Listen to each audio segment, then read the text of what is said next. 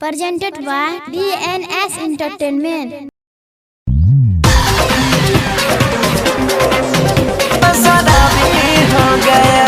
Music by Shiv Manoli.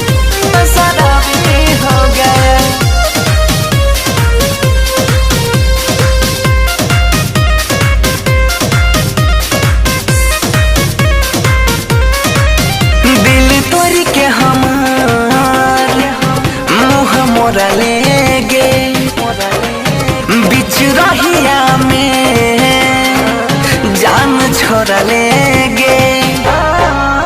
दिल तोड़ के हमार मुँह मोरा ले गे बिच रहिया हमें जान छोड़ा ले गे। तब से आदत खराबी हो गया, जीने का आदत खराबी हो गया। मैं शराबी हो गया, मैं शराबी हो गया, मैं शराबी हो गया,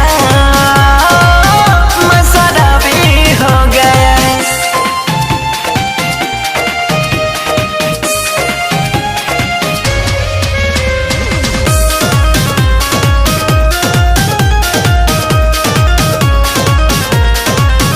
मैं शराबी हो गया,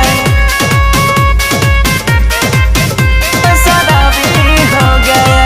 समझ गलिया सब तो दिल खेला, देख लिया प्यार गे कितना कह रही छी प्यार गे। समझ गलिया सब तो दिल खेला, देख लिया प्यार गे कितना कह रही छी प्यार गे। हंसता है ये दिल जब रोता है, रो कर ये कभी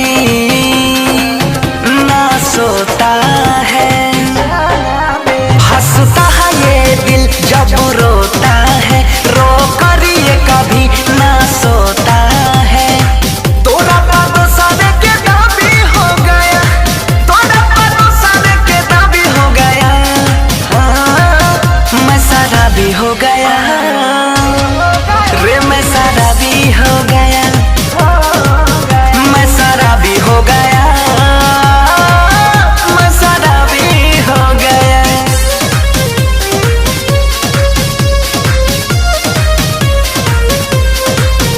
मैं शराबी हो गया, मैं शराबी हो गया।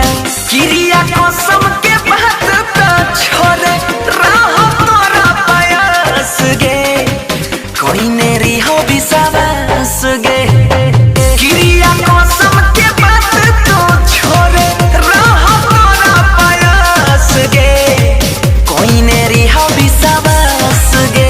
जब याद मुझे तुम आती हो मिलने के लिए तड़पाती हो। जब याद मुझे तुम आती हो मिलने